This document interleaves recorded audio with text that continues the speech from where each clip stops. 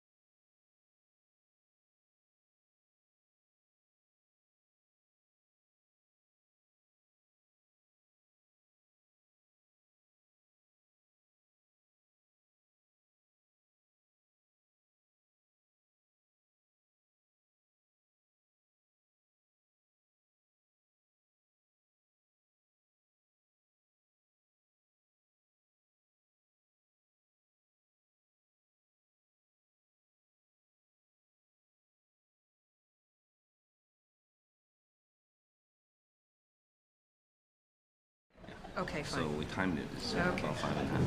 All right, and then you're going to remain here so that Chen is going to speak. Now, Yeah. the story is there. Excuse me. I think so. And then we'll do Can I the ask you a question. question? So, do we know, is Chen just going to talk? Is that what he's going to do? Yeah. Okay, and so Shen will be standing here with him to translate during that time. How do you spell that? Somebody should tell him that. I-C-A. Yeah. M-I-L-L-S. We want him to do that. Well, everybody, I think when we, yes, and yeah, Shen will have it. Okay.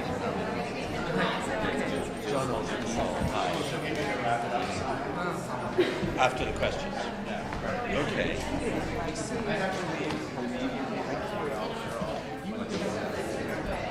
When are we aiming to end this?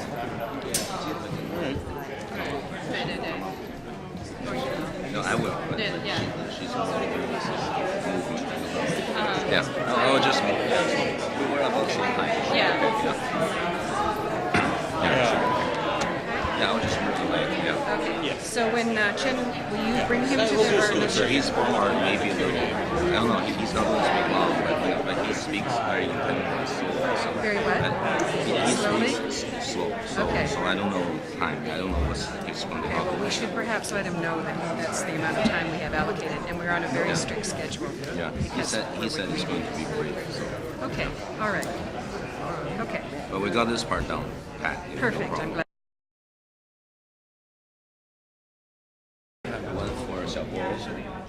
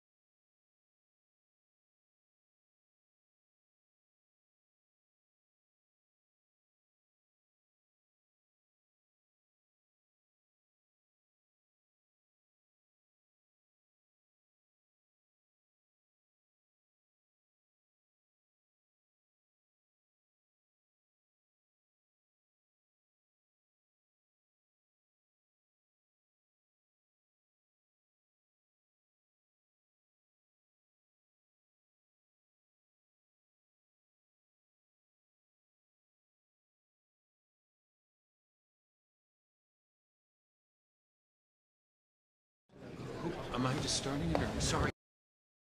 I thought.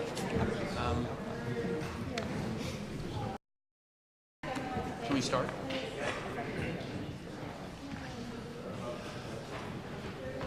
Actually, I'm not getting time.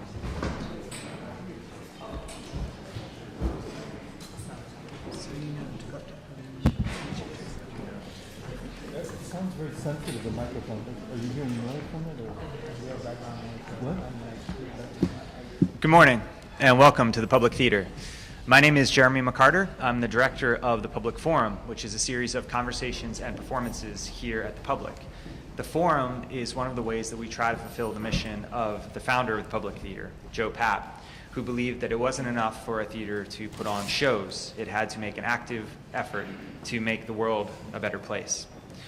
That is one of the reasons why it has been an honor and a pleasure for us to play host to the Penn World Voices Festival this year. We stand with Penn in its belief that the freedom of expression should be absolute, that the products of the imagination can be a force for liberation, and that all of us in the arts community need to show solidarity with those who dare to speak the truth. We did a public forum event last fall with Penn at which Salman Rushdie said something chilling that has stuck with me, that the lies can win sometimes, and all of us here are doing what we can to make sure that the truth can win. On behalf of Artistic Director Oscar Eustace, Executive Director Patrick Willingham, and all of us here, Thank you for joining us. Congratulations to Penn on this report, and welcome to the Public Theater.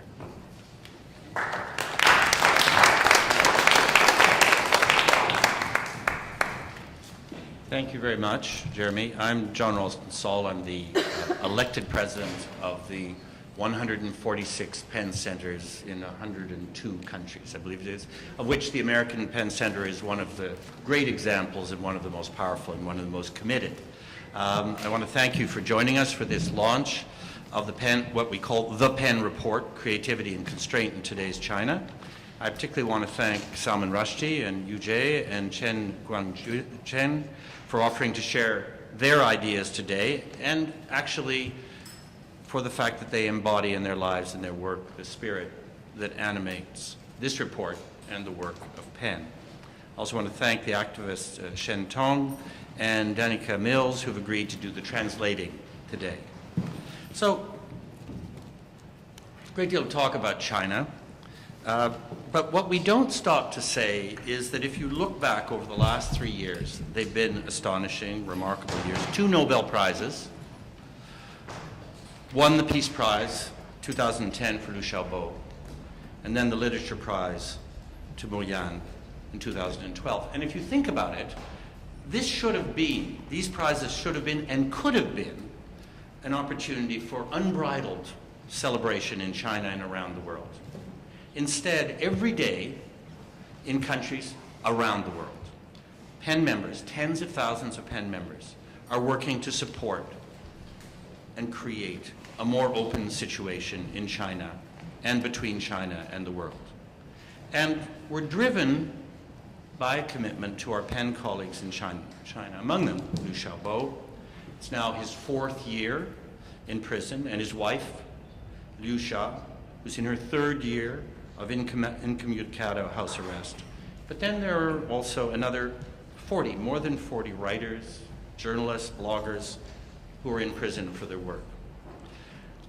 These limitations, some people, those numbers in prison are a small part of the limitations on writers and writing in China. These limitations are therefore felt by all of China's writing community. You only have to read the texts of the 10 leading Chinese writers which are in this report in order to feel the anger, the raw anger and frustration that our colleagues are feeling throughout the country, from Beijing and Shanghai to China's regions. This is simply not said enough. A country gains absolutely nothing by imprisoning or limiting its writers. It's actually embarrassing for a great civilization like China, that of China, to be imprisoning people for words, to be sweeping artists up and holding them outside the rules of their own laws, to be breaking their constitution, their own constitution, and their own international legal obligations, the commitments they've made as a state to protect free speech, because China actually is a signatory to the appropriate documents and does have the proper guarantees in their constitution. There can be no honor in causing writers to suffer, stripped of their rights for simply not saving their lives, and instead saying or writing what they believe. There can be no pride in employing tens of thousands, up to 50,000 apparently, internet police to limit the communications of citizens. China, with all of its rich cultures, has everything to gain and absolutely nothing to lose through free speech. Of course, freedom of expression enriches literature, but we don't say this enough. It also combats corruption, it discourages irresponsible acts, it strengthens education, it enriches research, it helps find solutions to problems of poverty, healthcare, well-being in general. These are all major problems in China today which freedom of expression could help them deal with. And you know, I've noticed when you say there's no cost to freedom of expression in China for the regime, people respond with a sort of peculiar type of what I would call false realpolitik, sort of cheap realpolitik, which is to say, well, that if you call for freedom of expression in China, you're ignoring the Chinese government's fear of the consequences.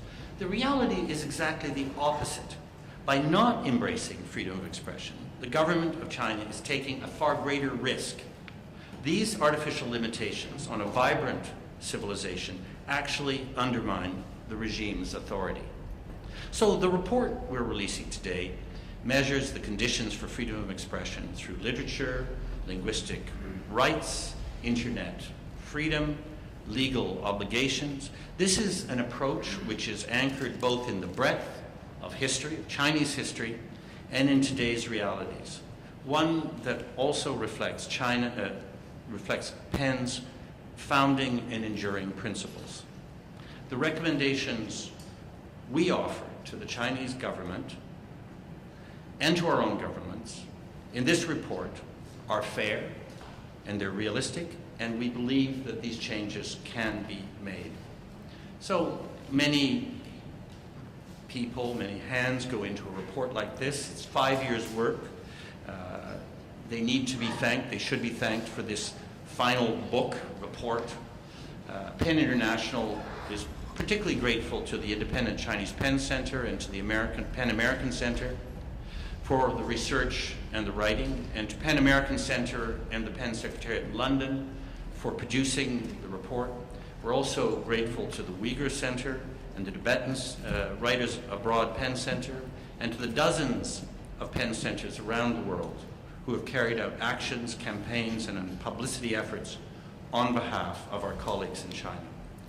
And finally, and above all, we're grateful to all the writers, journalists, and bloggers, and all the netizens and citizens of China who are challenging censorship and insisting on their right under the Chinese Constitution and under international law to freedom of expression. They are the inspiration for this report, which is offered by us in return as both a record of their efforts and a reminder why those efforts matter and can make a difference.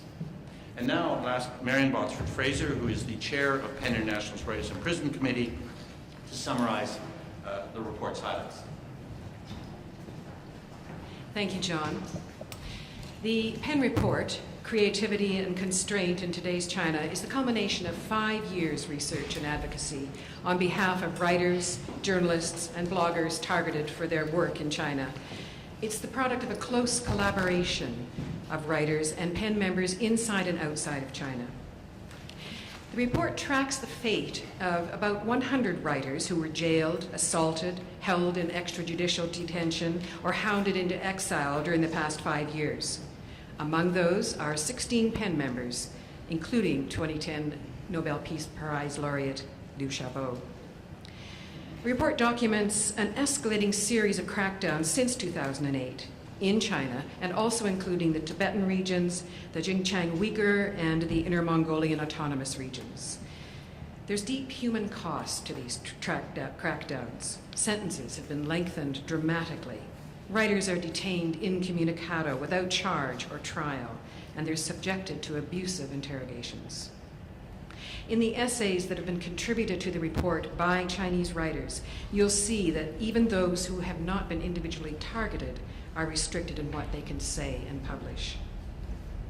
But that's only half the story. Creativity and Constraint in Today's China also examines the creativity side of the title.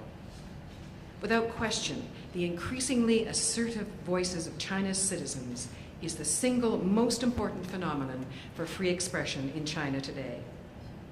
The report's second section shows how this citizen-driven, technology-fueled push for freer speech has trickled upward into traditional media, pushing through what Dai Qing has called the never-ending hidden rules.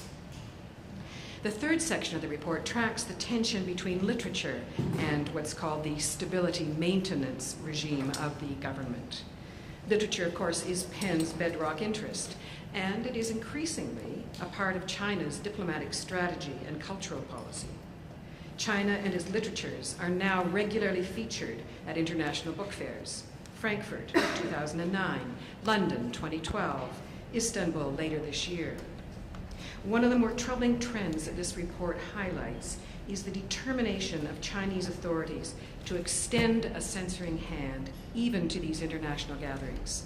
by seeking to limit or bar the participation of dissident writers living inside and outside of China.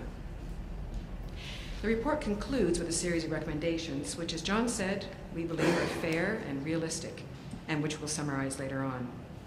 They, like the report as a whole, are offered in the spirit of promoting a truly free exchange of information and literature inside China and between China and the world.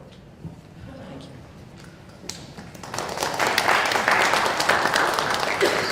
Thank you, Marion. And now it's my honor to introduce Salman Rushdie, Yu Jie, and Chen Guangcheng.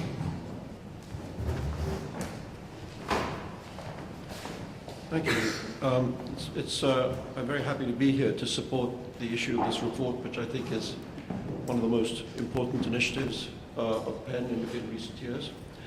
I guess I'm here primarily as the chairperson of the PEN World Voices Festival, and I think it's appropriate that this report is issued at the time that we have this wonderful gathering of more than 100 writers from around the world here to discuss issues not only about PEN's core values, but specifically this year, the theme of bravery.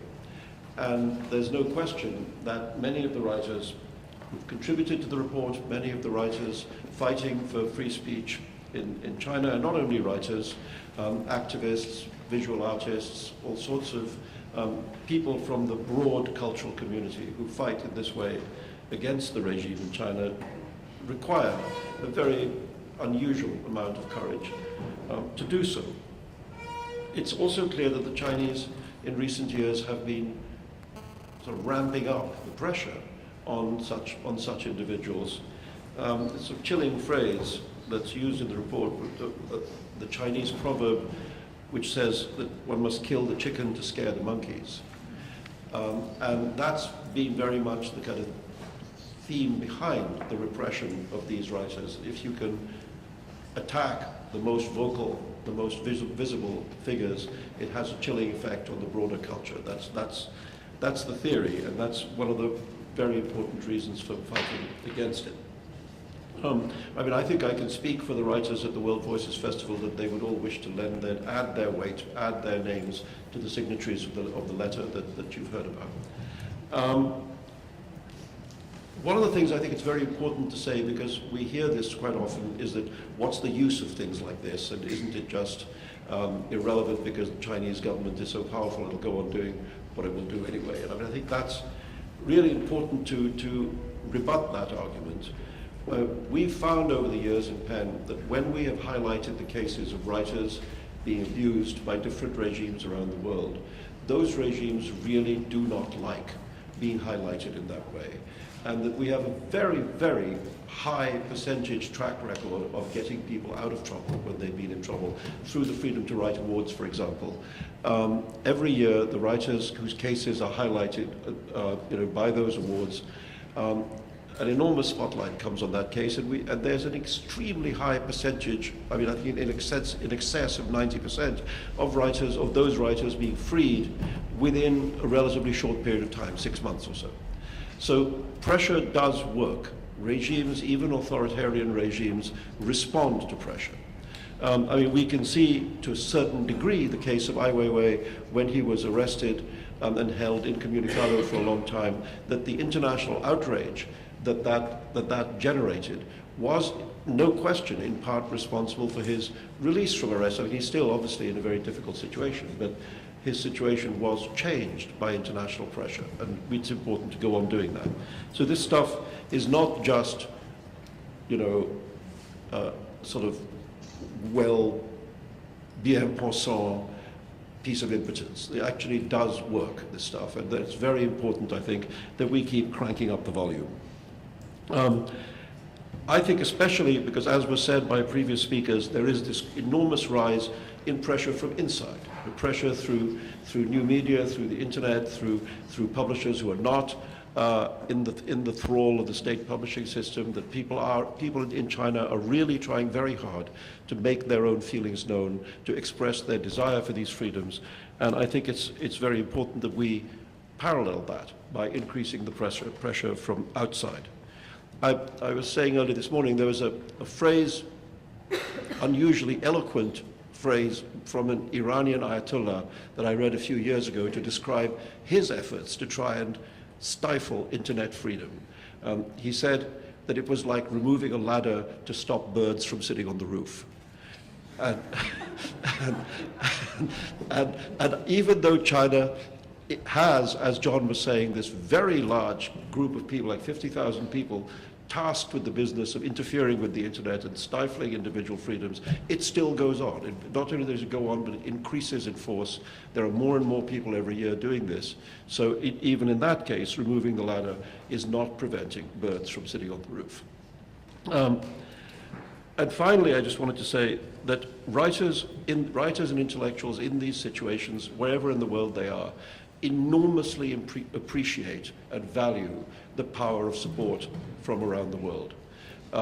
Every time you ask writers who have been in difficult situations, they will tell you how much they valued and found important the support they received from organizations like PEN. I mean, I can remember myself in a situation when my situation was rather worse than it is today, how much I valued PEN's support of my cause, and it's very important to remember that. The people in trouble think this is important, and that's another reason for treating it as important, because the louder we can make their voices, the louder we can shout on their behalf, they are the ones who think that's valuable. And so for them, we hope we'll be able to do our best. Thank you.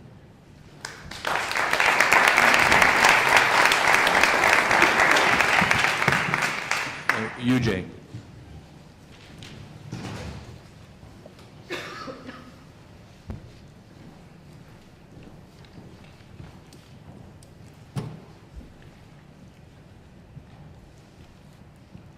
大家好，从让刘晓波在2008年被捕的时候，我就开始为他写传记，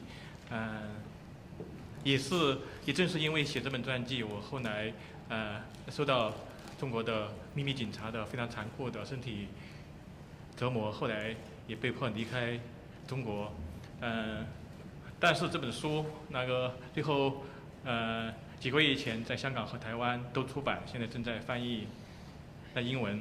我希望通过这本书让更多的朋友知道刘晓波先生。在我过去的十几年的我再把这一句说，在我过去十几年的生活里面，就是我把笔会当做我的家，所以今天我就好像回到家里一样。我今天的讲稿我会请沈东先生为我宣读，谢谢大家。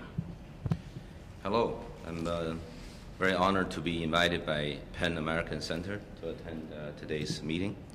Ever since I was exiled a little over a year ago, I finished 2 books, and one of which is Liu Xiaobo's biography in Chinese, which has been published in Hong Kong and Taiwan, and it's been translated now in English. I hope that this book will let the world understand better this powerful thinker and my friend. So also I consider during my last decade, about a dozen years, that PEN has been very important in my life, and I consider this home. So today is like homecoming for me. So as a member of the Independent Chinese PEN Center, the ICPC, and as a close friend of Liu Xiaobo and a writer who yearns for freedom of expression, I have experienced great changes in the past 10 years of my life.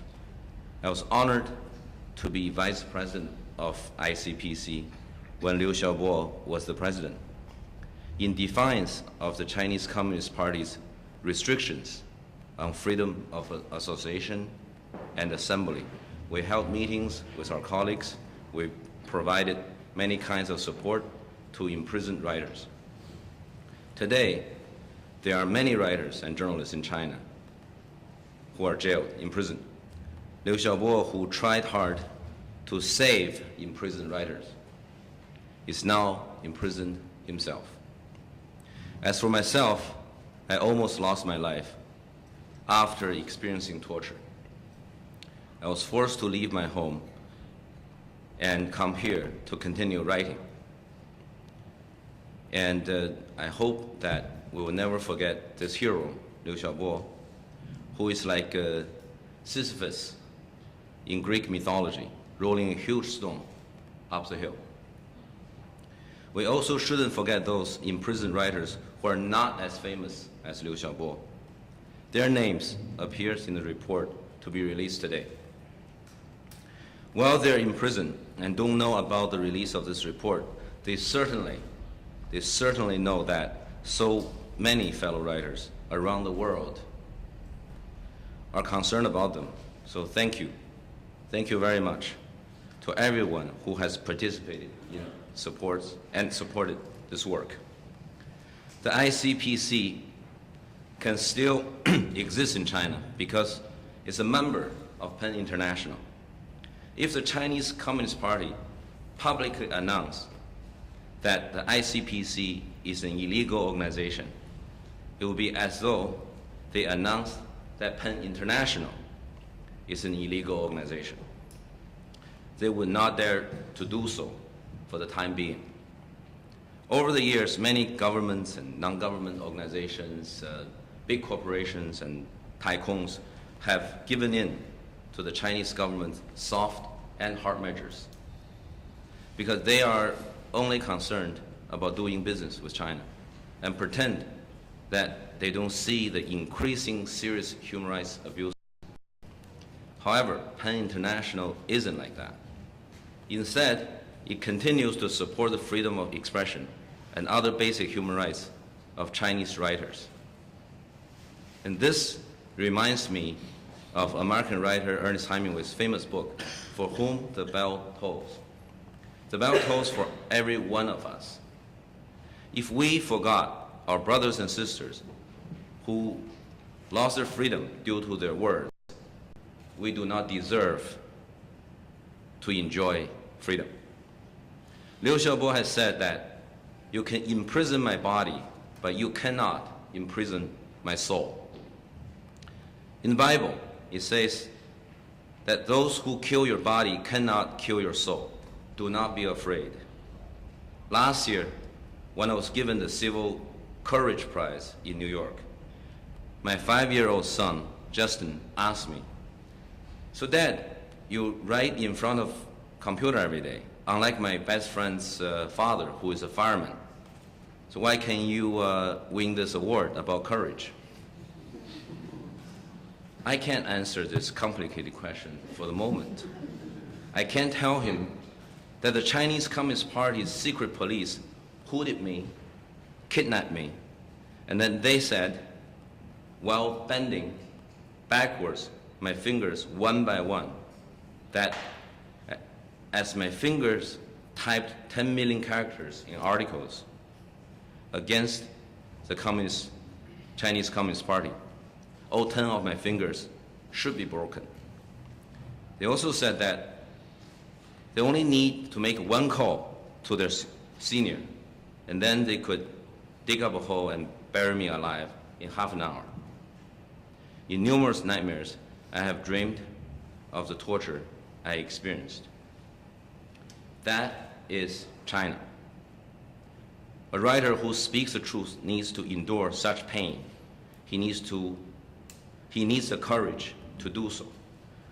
I hope that when my son grows up, he won't have to listen to such a horrifying answer. And by that time, I hope all Chinese writers can think and write freely.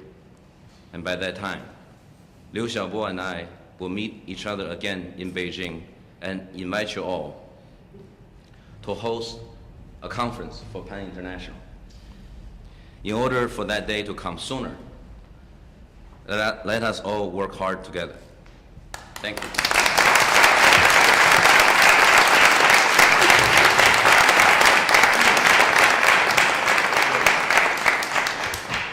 Chen Guangcheng.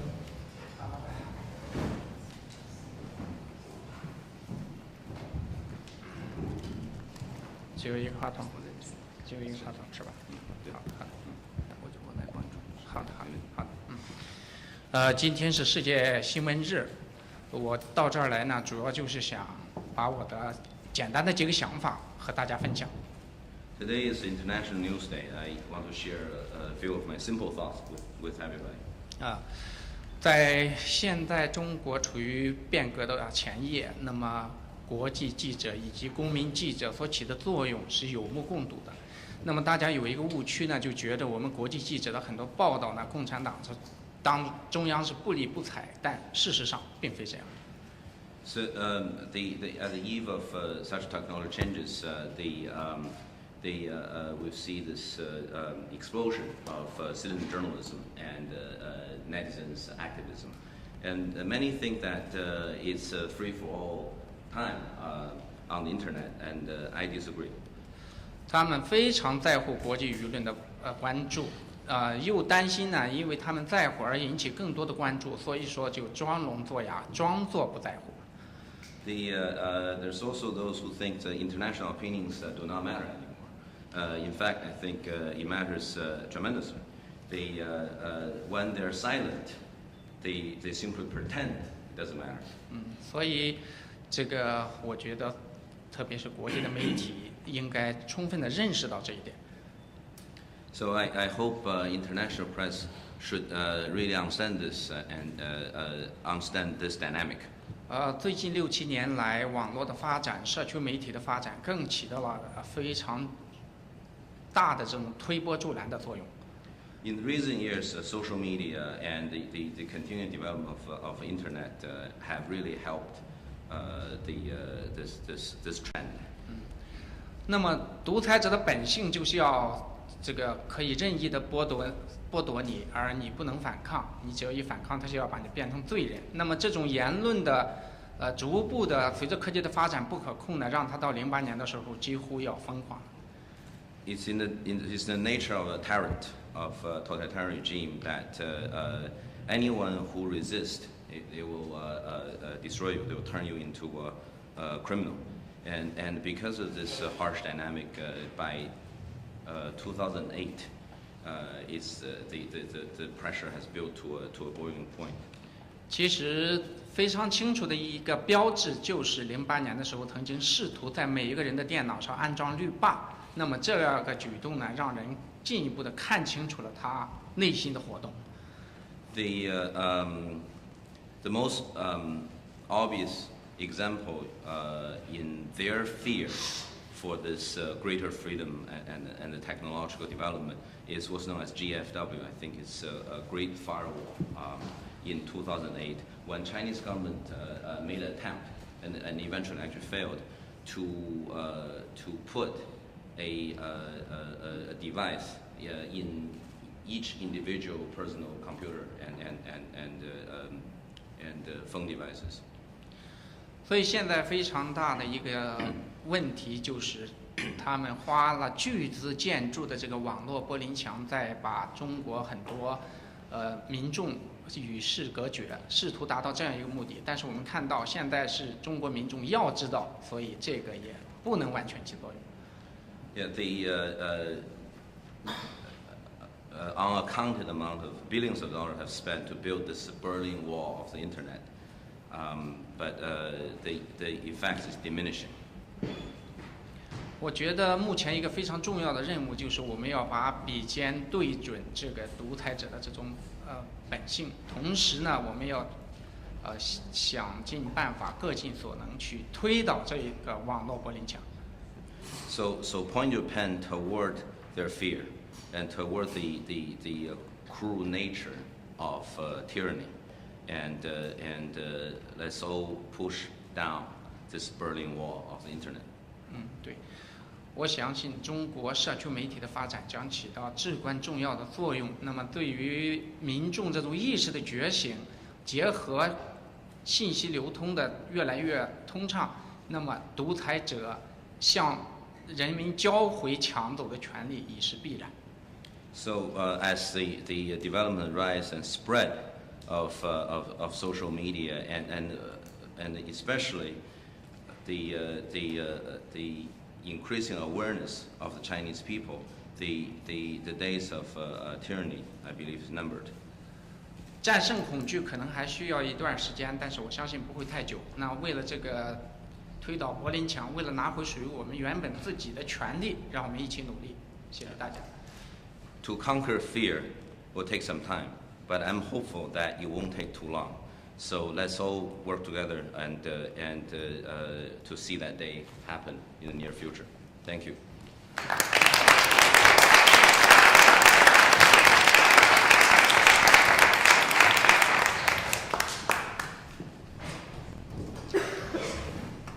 Thank you, Mr. Chen.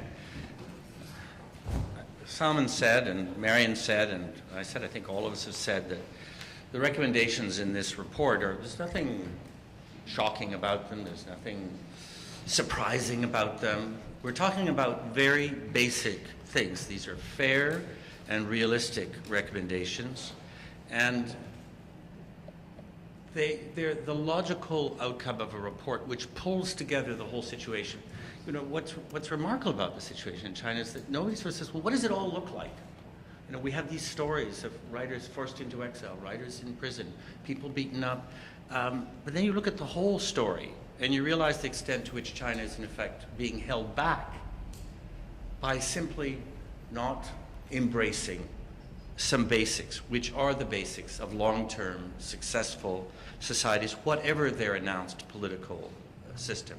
So what we're recommending to the Chinese government, and I'll just read the recommendations to you, is 1, restore and protect the right of all writers, journalists, bloggers, and human rights activists in China to exercise their guaranteed right of freedom of expression, guaranteed in their own constitution. This means releasing PEN members like Liu Xiaobo, Shi Tao, Yang Tongyan, and Xu Yufu from prison, and Liu Sha from house arrest, releasing all other writers listed in the report, the back of the report, as you'll see, as imprisoned in violation of their right to freedom of expression, and ending all forms of surveillance and harassment of writers, journalists, and bloggers in China. 2, respect and protect the right of Chinese citizens to a free and independent press.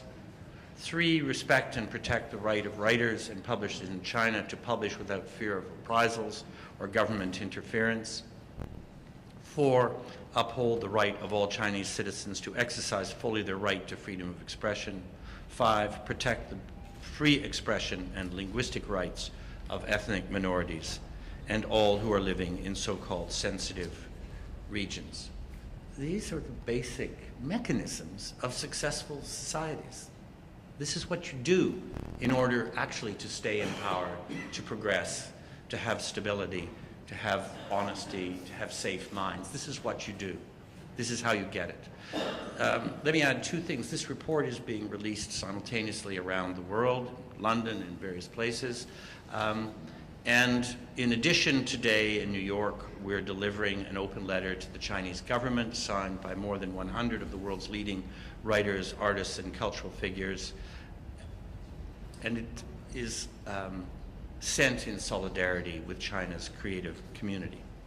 Finally, I'd like to ask Peter Godman, President of Pan American Center, to read the letter, and then we'll open it up for questions.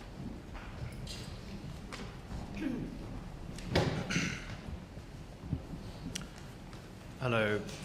On behalf of Pan American Center, I'd like to thank John, Marion, Salman, Yuzhe, Chen Guangcheng for helping to launch this important report here at the Pen World Voices Festival.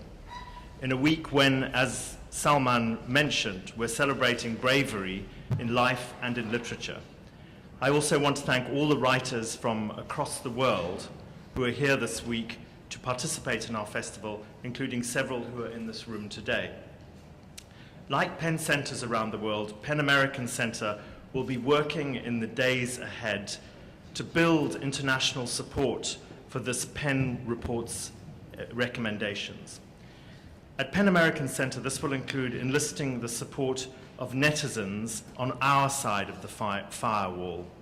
Today, through Twitter and Facebook, we are releasing this image of our colleague Liu Xiaobo and asking social media activists to share it and to spread the word about the Pen Report to help us #LeapTheGreatFirewall and get the news of the report and the international solidarity it embodies into China. At the heart of this effort, and at the heart of all PEN's work for more than 90 years, is the belief that a free and open exchange of writers and of literature is essential for promoting mutual understanding and peace, and that restrictions on freedom of expression and the right to write anywhere in the world abridge the right of people everywhere to a full range of information and ideas. In that spirit, today PEN International is sending the following open letter to the Chinese government, signed by Nobel Prize laureates J.M. Coetzee, Nadine Gordimer, Mario Vargas Llosa, Woye Soyinka, Thomas Tranströmer, and by more than 200 other leading writers from around the world. The text, with its full list of signatures, is available with the other press materials. The letter reads as follows. As writers, artists, musicians, filmmakers, and others active in cultural pursuits, we are inspired and enriched by the works of colleagues beyond our borders. The strength of our work individually and our cultures collectively is the fruit of a free exchange of information and ideas with the creative community across the world. Among our colleagues today are many creators and cultural figures in the People's Republic of China. We celebrate the growing international recognition of Chinese artists from all disciplines, a development exemplified by Mo Yan's 2012 Nobel Prize for Literature, and we welcome the ever-expanding avenues of cultural exchange. We cannot, however, listen to China's great and emerging creative voices without hearing the silence of those whose voices are forcibly restrained. These include 2010 Nobel Peace Prize recipient Liu Xiaobo, who remains in prison, his wife Liu Xia, who lives under house arrest, and more than 40 other writers and journalists currently jailed for their work. We cannot appreciate the accomplishments of Chinese creators across disciplines without thinking of the works we are not able to enjoy because of censorship in the arts, in the press, and on the internet, or of the many other works that cannot be imagined or created because of these constraints.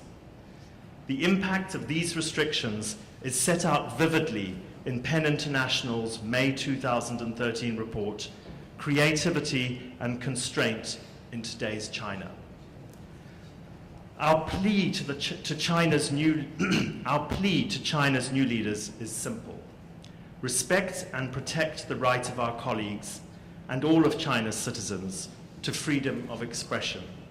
Respect and protect the right of Chinese citizens to a free and independent press. Respect and protect the right of writers to write, publishers to publish, and artists of all disciplines to create and present their work without fear of reprisal. Release all those unjustly imprisoned for exercising this most fundamental right. Creativity is strength. Freeing China's creative voices will enrich us all. Thank you.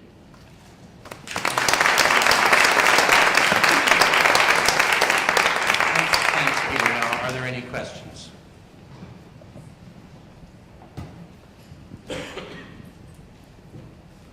Yes. Hi, my name is Jonathan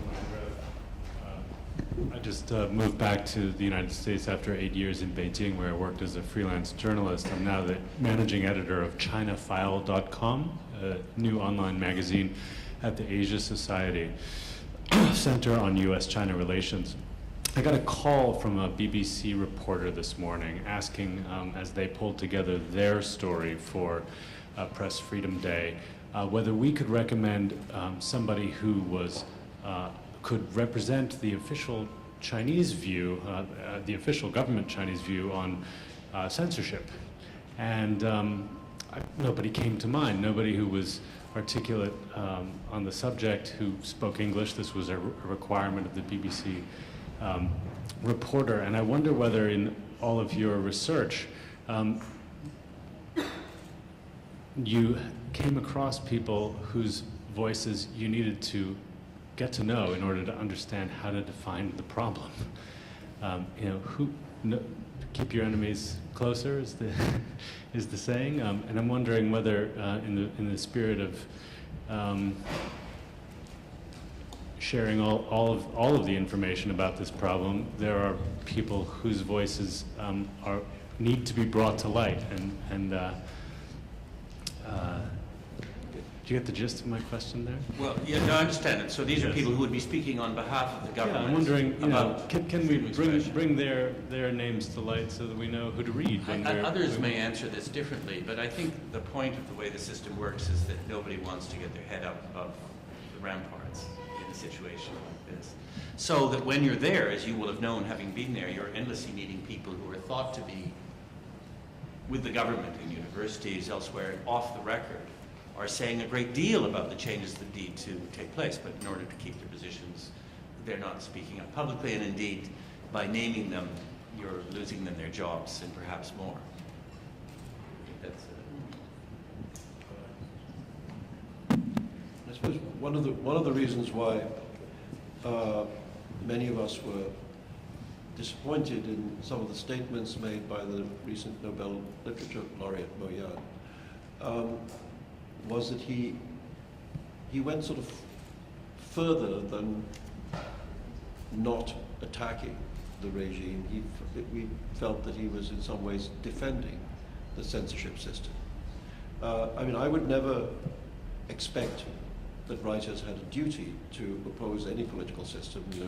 Many writers would feel that their best and most articulate form of expression was their work.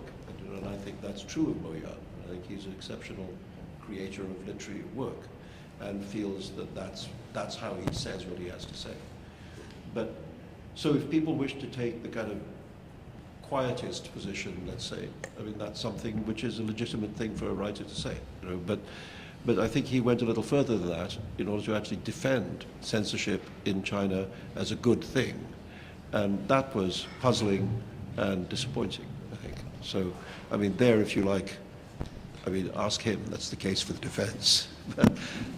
Maybe he would be a little embarrassed at what he said. Mary. One thing that we found when we were in China in July of 2011 are the number of the writers, creative writers, not known dissidents, but writers of fiction and nonfiction, who have a very strategic approach to how they write and what they write, and have a completely separate publishing career inside and outside of China. Many of whom have to be members of the Chinese Writers Association, but they're quite critical of they're frustrated by the censorship, even though they may go along with it and obey the rules in terms of some of the works that they're being published inside China. They're very frustrated by it. It's very clear that in the creative community itself, there's a sense that this is wrong and that people have to be clever and strategic to work around it. But they were willing to say what their opinions were. They did not feel when they were with us that they could not be frank about what was going on. 对，那如果我们看过那乔治·奥威尔的那小说《1984》的话，我们就会知道所有的那专制国家，他们最下面的一块，那基石就是那个谎言，他们的统治靠这个谎言。 If anyone who read 1984 knows that the most basic foundation for tyranny is lie, and they rely on that lie to rule. 但是非常遗憾的是，今天的西方他们对已经对那个中国政府制造谎言，他们丧失了警觉。比如说，在美国马上就要上映的那钢铁侠3这部电影，可能大部分的就是美国人并不知道他们看到的这部电影还正在拍摄的时候，这个电影商就邀请中国的宣传的这些官员到好莱坞去对这个片子进行那个审查。It's a little known fact among Americans that the blockbuster that's just about to be released, Iron Man 3, even during its production, the production company invited Chinese officials from its propaganda apparatus, I believe it's a state commission on broadcasting, to be on the set to watch and censor the content. 如果是在当年，就是说美国，那绝对不会请那苏联的这些新闻检查的那官员到这个美国来审查这个美国的电影。但是今天那几乎相同的事情就这样发生了，而大部分的美国政府媒体这个民众都没有意识到这个问题的严重性。Back in the days, it's probably hard to imagine that similar things happened with the Soviet Union government, that a Hollywood production would have censorship to be present during and as part of the production process. But today, not only this happened, but it's gone unnoticed by American media, government, and generally the general public. I think up there, yeah. Hi, I'm Madeline Earp. I study Chinese media, formerly with the Committee to Protect Journalists and currently with Freedom House. I'm a longtime friend of PEN America. I love the title of this report because the question that I'm most often asked is which of these two, creativity or constraint, will win out and when will that happen? And my biggest concern is that I see creativity being used as one of the tools of constraint. As we've seen in the past few weeks, corruption, the anti-corruption campaign initially was very much encouraged online until it became too effective, and then it was reined in. So in a sense, there's enough dynamism allowed to keep the sort of local officials on the edge, on their toes, but without ever challenging the center. And of course, when Liu Xiaobo, someone like him, challenges the center, then he's silenced, and it feels from the outside that there's not a lot that we can do about that. So my question is, as a result of your report, is this not something of a situation that is somewhat sustainable on the part of the Chinese authorities? And how can we encourage those on the creative side to sort of tip the balance in a more positive direction?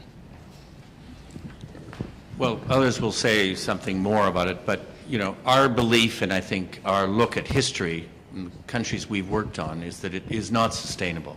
The system you're describing is a classic pre-democratic model of you let it out the leash and then you pull the leash back in again, and it works for a while, but the longer you do it, the more people there are who are taking part in it, the more you undermine yourself, which is the point I was making at the beginning. And it's actually more dangerous not to have freedom of expression than to have it. So, and I think the second item is that we always say about PEN, it's an organization of literature and freedom of expression, and they're exactly the same thing. And when you try to take them apart, then you're engaging what you're describing, but it's not a sustainable position. Does anybody else want to? One of the things that is interesting in the growth, and Chen can certainly speak to this, and Yujie can as well, in the grassroots movement is that it's becoming more and more sophisticated and more about things like censorship, and not simply about, not that a train wreck is a simple thing, but in some of the early actions, the massive actions by the grassroots community, it was about events like the train wreck. But recently it has been about things like censorship, for example, in January 2013, when the Southern Weekly wanted to do an editorial criticizing the government. And that there was a grassroots response to that issue. So the movement is evolving towards a more sophisticated form of protest against censorship. Any other questions? Yes. What do we do as readers? A little louder. Oh, what do we do here as as readers? Oh, great. What do we do as readers here in the West to contribute to these grassroots efforts as, you know, everyday people who support creative expression? Well, at the risk of sounding parochial, you could join PEN. And lend your support, you know, I mean, because I would say certainly in this city, that would be the organization that's doing most to highlight these issues. I mean, I think there also is a great and flourishing Chinese literature, both, I mean, including of the literature of many of these writers that we've been defending. I mean, for example, one of the writers who was recently able to emerge from China, Liao Yiwu, now has a lot of his work published in English, and a lot of that is, I mean, you could compare some of his books to the Chicago writer Studs Terkel, where he will find the stories of ordinary people and make them into literature, you know, and he's done a remarkable act of collating the stories of ordinary Chinese people and repackaging them, if you like, as literature and as narrative. So as a way into the story of what's happening in China, his work would be as good an introduction as any. And there are several volumes of that available now in English. But just join us, you know, we need all the shoulders to the wheel that we can get. Anyone else? Other questions? Huh. So your open letter has recommendations for the government. Do you have the report does? Yeah, sorry. Yeah, and the report is attached to the open letter. So do you have any recommendations for journalists who are covering the imprisonment of these writers? Would you like anything to change in the practice of covering these kinds of stories? Do you think that we're missing anything? And a second part to that question, when very high-profile people, I remember Christian Bale, drew some attention to, I forget which activist imprisonment, I think it was Chen's. There we go. So do you feel that any attention is good attention, or do you feel like events like that distract from some of the more important issues? Let me just start it. I think that, talking about the first part, you know, journalists are pushed to what is new, what is the breaking news. But this isn't really about breaking news. Occasionally, someone like Liu Xiaobo, who's, you know, it's an astonishing moment, the Nobel Prize and so on. But really, this is a very long struggle to help one of the richest and most interesting civilizations in the world find itself. It has, within its own history, within its own traditions, all the elements to move to a better place. And so we always, I mean, it's not your job as journalists to be saving people, but on the other hand, it really is a long-term struggle. And a report like this is remarkable because it actually goes away from narrow stories and says, this is how it all fits together. And I really think if I were to raise one warning flag, it's this thing I mentioned at the beginning, which is beware of what you think is highly sophisticated realpolitik interpretations, because they tend to be incredibly passive and negative. They sort of, you know, well, they couldn't possibly, people like that couldn't possibly change in that way. Well, people like that either change or fail. That's what history says. And so when you're writing about it, you have to write about not false optimism, but realistic optimism about what has to happen in order for change to be made. And the fact is, when we read out these recommendations, you say, well, that's pretty easy stuff. That's pretty basic stuff. And you say, well, look, you're losing 5,000 workers a year in mine accidents. 5,000 at least. I think it's more than that. The biggest tool a government has to find the people who are not building safe mines is freedom of expression. They want to get at corruption. The lady mentioned that. The best way to get at corruption is freedom of expression. The public school system has not advanced the way it should advance. You know, freedom of expression. They've got, you know, after all these years of this government, there's a very bad healthcare system. Why is it so bad? You get at it through freedom of expression. Actually, they're jailing the wrong people. They're, in a sense, they're jailing their friends. You know, so I mean, I think you have to write the story in a different way to get at that, basically that.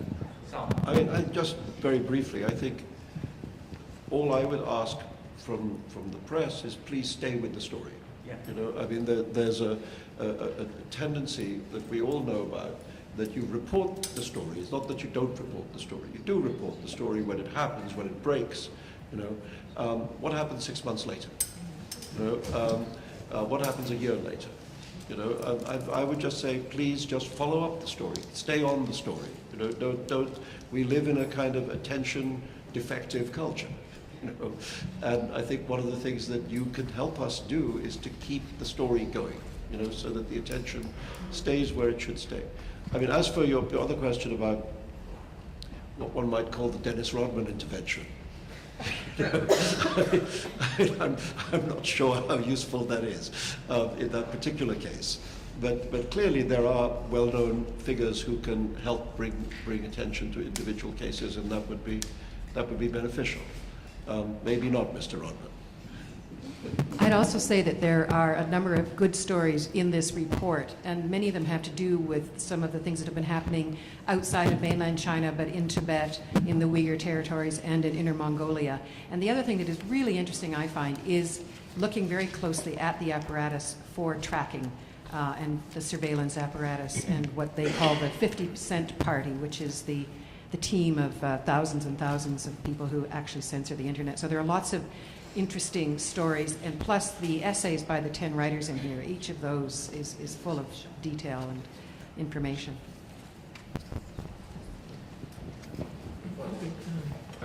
那个刘晓波先生有一本非常重要的书的，那书名是《未来自由中国在民间》，所以我觉得他的这个思想观点呢非常重要。所以我对那些有一些西方记者他们的报道有一点点遗憾，有一点点失望的是，他们过多的去报道共产党内部的共产党那些高层的这个消息，比如说由那个胡锦涛变成那个习近平，而太少的去关注中国民间社会的变化。Liu Xiaobo has a very important book that's titled as The Future of a Free China is in the Civil Society.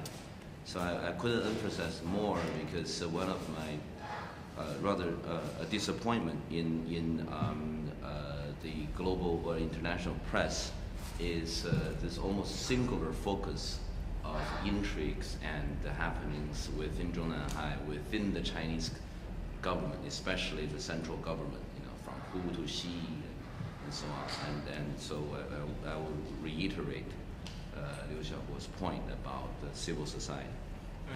那在我看来，习近平和胡锦涛没有太大的差别。中国未来的希望是在刘晓波这样的人的身上，而刘晓波要真正成为中国的曼德拉，特别希望有他的本国同胞的对他的支持，也需要有西方对他的关心，特别是西方记者的对他持续不断的报道。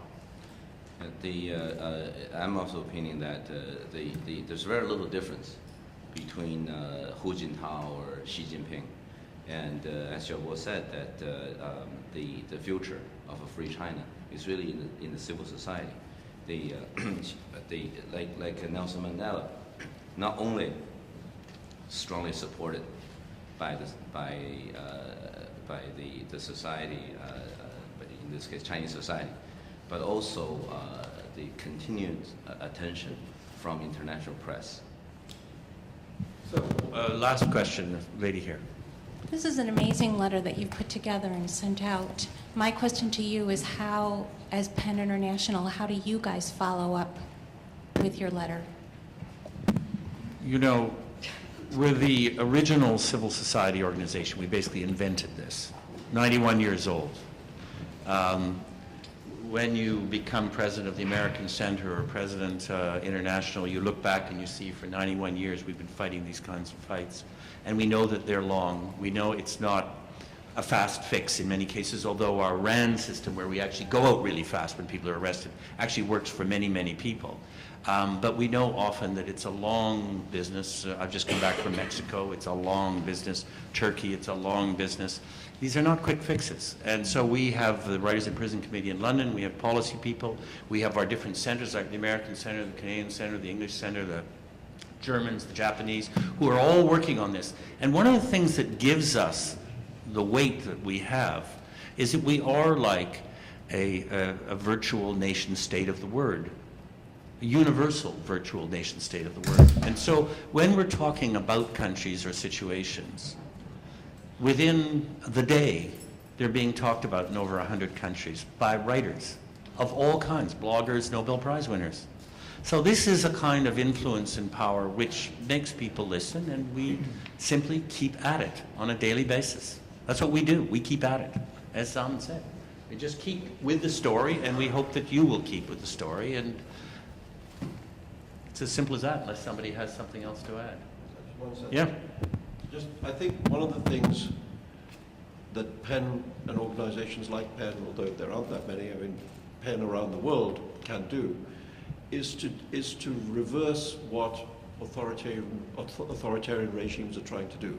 If they're trying to silence people, we can make their voices louder. You know? And I think that's a sort of ongoing strategy. If somebody is being shut up in China, in Turkey, in Iran, what we can do is magnify their voice. You know? So the more somebody shuts something down, the more we try to open it up. And hopefully you guys can pick up on that and help that process of magnifying. You know? It's like what happened in the Soviet Union. When those little documents were smuggled out, you know, the Samizdat documents would finally find their way to the West.